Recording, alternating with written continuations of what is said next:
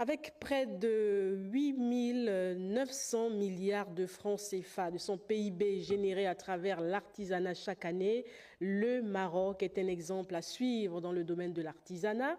La visite des structures de formation et d'encadrement des jeunes apprentis par la délégation du ministère du Tourisme et de l'artisanat gabonais semble avoir mis tout le monde d'accord. On fait le point avec Yannick Menga qui est sur place.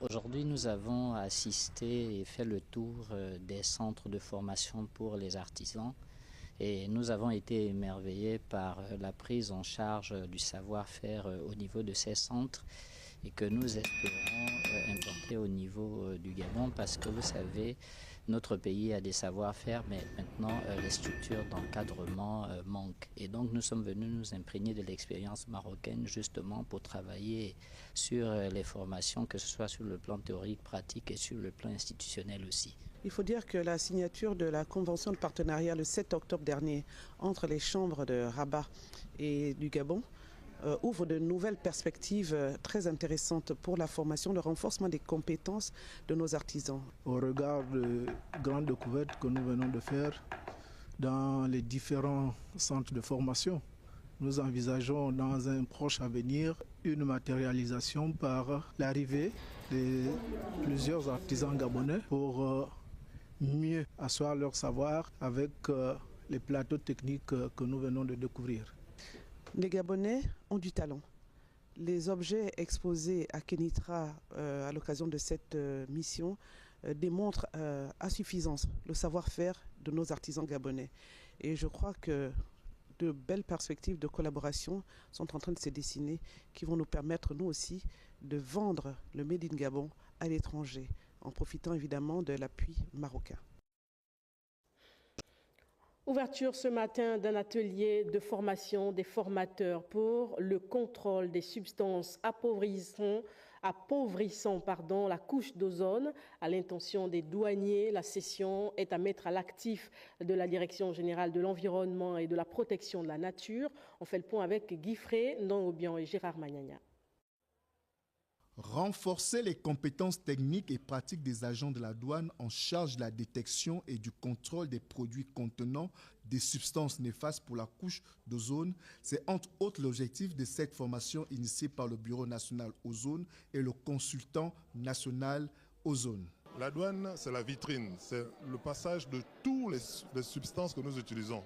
Pour que ça rentre dans le pays, il faut que ça passe par la douane. Donc nous souhaitons que la douane soit outillée pour que la douane travaille en étroite collaboration avec le bureau Ozone. Il est ici question de veiller à l'application du protocole de Montréal. Partout dans le monde, les administrations douanières sont en première ligne pour faire appliquer le protocole de Montréal. Les douaniers qui surveillent et contrôlent les mouvements transfrontaliers des substances qui appauvrissent la couche d'ozone et de gaz fluorés s'assure que les marchandises acheminées sont conformes aux dispositions commerciales du protocole. En luttant contre le commerce illégal de ces substances, les autorités douanières jouent un rôle crucial dans les efforts de la communauté internationale visant à préserver la couche d'ozone et à combattre le changement climatique. Avec l'éradication de certains fluides frigorigènes d'ici 2030, le Gabon met tout en œuvre pour la matérialisation de cet agenda. Le ministre de la Santé, pour sa part, a reçu en audience la directrice sectorielle du numérique pour l'Afrique centrale et de l'Ouest, à la tête d'une mission de la Banque mondiale qui cofinance e-Gabon. Au centre des discussions, la digitalisation et l'interconnexion des structures de santé au Gabon. Andy Tungi, chez Limania. C'est la directrice sectorielle du numérique pour l'Afrique centrale et de l'Ouest, Joanna Konikova, qui a conduit chez le ministre gabonais de la Santé la mission de la Banque mondiale qui cofinance e-Gabon, un projet de digitalisation et d'interconnexion des structures de santé dont l'enjeu est précis. Accélérer la mise en œuvre du Gabon. Et si ce projet réussira, on va réussir de construire un système de santé le plus avancé du continent. Accéléré sur instruction du président de la transition, le général de brigade, Brice Clotaire Oligui Nguema, le projet e-Gabon Santé va franchir l'étape de son extension, les quelques obstacles ayant été levés. Nous avons beaucoup avancé dans ce projet et nous sommes dans une phase dite pilote qui consiste à implémenter véritablement le système au niveau des structures sanitaires. Et donc, 3 structures ont été préalablement déjà été concernées par cette phase. Et donc, cette mission de haut niveau, du niveau régional des instances de la Banque mondiale, consiste évidemment à faire le point de cette première phase afin finalement de passer à la deuxième grande phase pilote qui devrait concerner une dizaine de structures hospitalières. Le ministre de la Santé, la directrice sectorielle du numérique de la Banque mondiale et leurs équipes se sont accordés sur l'urgence d'intégrer les nouveaux hôpitaux au projet. Le ministère de la Santé qui procède actuellement à l'actualisation des normes tarifaires en matière d'hygiène publique et assainissement pour les établissements recevant du public. Les travaux qui vont durer 2 jours sont suivis pour vous par Léa Virginie Atsam et Gérard Magnagna. Les plus hautes autorités se sont engagées à restaurer les institutions de manière générale, plus particulièrement l'administration gabonaise. C'est dans ce cadre que s'inscrit cet atelier sur l'actualisation de la tarification des prestations et infractions en matière d'hygiène publique et d'assainissement. Vous êtes invités à réfléchir sur les différents aspects concernant l'hygiène publique en général et spécifiquement sur les questions d'hygiène et d'assainissement des établissements recevant du public et proposer une tarification conforme aux exigences conjoncturelles et qui prend en compte les critères liés aussi bien à la qualité des normes, aux risques encourus par les usagers qu'aux impacts environnementaux. Au terme de cet atelier, un document de tarification devrait être mis en œuvre, un document conforme aux réalités du moment. Le principal résultat attendu, bien sûr, c'est de disposer d'un document, d'un texte de tarification qui nous permette donc de prendre en compte toutes les situations liées justement à la mise en œuvre des missions et des prestations de l'Institut d'hygiène publique et d'assainissement. Cette rencontre sur l'actualisation de la tarification de prestations et infractions en matière d'hygiène publique et d'assainissement a pour objectif de redynamiser l'action de l'Institut de l'hygiène publique et de l'adapter aux exigences de modernité et de performance. La sélection nationale gabonaise de Jiu-Jitsu a pris part au fighting system individuel à Marrakech sur la période du 10 au 15 décembre dernier. L'équipe qui a terminé 3e de la compétition est de retour à Libreville. Elle a été reçue par le patron des sports, le docteur André Jacogan. Le point avec Charles Ogoula et Francis Banja.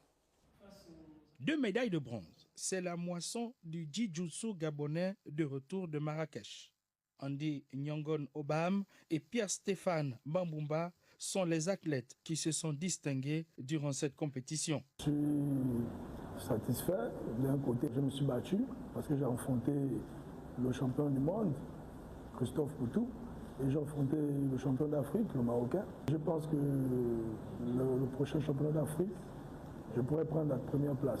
Ce que nous demandons au ministre des Sports, c'est de plus nous donner des stages sportifs à l'extérieur du pays. Et je pense qu'à travers ça, on va plus ou moins ramener une médaille d'or forcément, parce qu'on a touché déjà et on a vu qu'on pouvait arriver. Tant que nous sommes, personne n'a démérité sur le travail qu'on a eu à faire, que ce soit physique, spirituel et dans le cadre moral. Tout le monde a mérité, sauf que c'est une première fois qu'on participe à cette compétition. On espère que prochainement, nous allons faire mieux, nous allons porter plus de médailles. Le ministre en charge des Sports, le docteur André Jacogan, qui a soutenu cette délégation, se satisfait de ce résultat. Le Gabon est de ce fait qualifié pour le prochain championnat d'Afrique de la discipline en Tunisie en septembre 2025 et au championnat du monde de Jiu-Jitsu en Thaïlande l'année prochaine. Je propose de suivre ce communiqué relatif à l'organisation du recrutement national dans les forces de défense pour des précisions. Écoutez. Communiqué du ministère de la Défense nationale. En vue de garantir la justice, l'équité et l'impartialité dans l'organisation, le dépouillement et la publication des résultats relatifs au concours du recrutement national instruit par les très hautes autorités du CTRI, en tête desquelles le président de la transition, président de la République, chef de l'État, chef suprême des forces de défense et de sécurité, son Excellence, Monsieur le général de brigade, Brice Clotaire Oligui Nguema, Madame le général de corps d'armée, Brigitte Onkanoa, ministre de la Défense nationale, porte à la connaissance de l'ensemble des populations gabonaises et des participants au dit concours les informations ci-après. Premièrement, du jeudi 19 au vendredi 20 décembre 2024, compilation des dossiers de candidature dans chaque chef-lieu de province. Deuxièmement, samedi 21 décembre 2024, affichage des listes de candidats. Troisièmement, dimanche 22 décembre 2024, déroulement simultané du concours dans les centres retenus des chefs-lieux de province, correction des épreuves et dépouillement des résultats sur place. Quatrièmement, lundi 23 décembre 2024, affichage des noms des admis dans chaque chef-lieu de province et retour des différentes délégations sur Libreville pour la compilation globale de tous les résultats. Fait à Libreville le 18 décembre 2024, le ministre de la Défense nationale, général de corps d'armée, Brigitte Onkanoa. Je vous remercie. Revenons à Libreville pour parler de cinéma, Le cœur des hommes. C'est le dernier long métrage du réalisateur gabonais Melchi Obiang. Le ministre de la Communication et des Médias, Laurence Ndong, a assisté à l'avant-première de cette fiction qui met en lumière les faits de société. Cabrel Guillain, les mamies. Les studios Montparnasse à l'honneur à l'occasion de l'avant-première du long-métrage Au cœur des hommes réalisé par le cinéaste Melchi Obiang. Présenté au public, le film met en avant les faits de société accompagnés d'émotions qui peuvent avoir des répercussions sur le plan moral. Au cœur des hommes, c'est une histoire assez palpitante parce que c'est l'histoire d'un homme qui a donc l'habitude de tromper la vigilance de sa femme et de passer des week-ends ailleurs, en complicité avec son ami. Et donc, comme on dit souvent, 99 jours, 100e jour pour Dieu. Et puis, il va se faire attraper, mais de lui-même. L'avant-première de ce long métrage, Au cœur des hommes, intervient après le film Au cœur des femmes, produit par le même réalisateur et la même équipe, déterminée à mettre en valeur le cinéma gabonais. C'est pour nous, dans les studios Montparnasse, une façon d'attirer l'attention de chacun sur les choix que nous faisons dans la vie, les choix que nous faisons avec émotion, les choix que nous faisons en pensant tromper les autres alors qu'on se fait du mal d'abord à soi-même. Au cœur des hommes est donc une illustration parfaite de la promotion des valeurs de la société gabonaise, laquelle cadre avec la vision du président de la transition qui est celle de faire du Gabon une terre de cinéma. Vous avez choisi de mettre en lumière les émotions humaines, les fragilités, mais aussi la résilience de nos peuples. À travers ce film, vous redonnez aux spectateurs un espace pour la réflexion et l'identification. Votre œuvre prouve que le talent gabonais ne demande qu'à s'épanouir, pour peu qu'il bénéficie du soutien nécessaire. En dehors de cette avant-première, une caravane sera organisée dans le but de présenter le film au public dans les 9 provinces que compte le pays.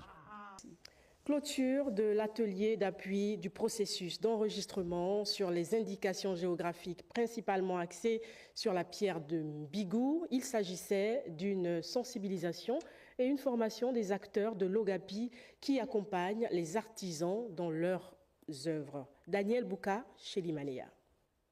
Créer les conditions favorables à la valorisation des résultats de la recherche et à l'exploitation des innovations technologiques par les entreprises nationales, rôle de l'OAPI joué au Gabon au cours de ces 2 jours de formation axés sur la reconnaissance de la pierre de Mbigou. Notre ère a connu un tournant territorial de l'économie mondiale dans lequel la valorisation des territoires est une nouvelle forme de compétitivité. Notre économie est également une économie de la connaissance, où la matière première clé réside dans le savoir-faire. Procéder à la formation des membres du Comité national des indications géographiques pour mieux accompagner les acteurs de l'Empire de Bigou. Je reste convaincu de ce que la propriété intellectuelle est un levier incontournable pour contribuer de façon significative au développement des États membres de l'OAPI et ses démembrements nationaux. Après réflexion, ces acteurs en formation ont émis quelques recommandations favorisant une exploitation optimale de cette pierre. La structuration, la restauration et la réhabilitation de la section Pierre de Mbigou au sein de l'École nationale des arts et manufactures, ENAM. La pérennisation des métiers de l'artisanat pour former des maîtres artisans. Mais en plus, la création des unités de production sur les 3 sites de Mbigou, la construction des hangars pour stocker la matière première, l'établissement des laissez-passer aux artisans pour le transport de la pierre en toute sécurité et la subvention annuelle.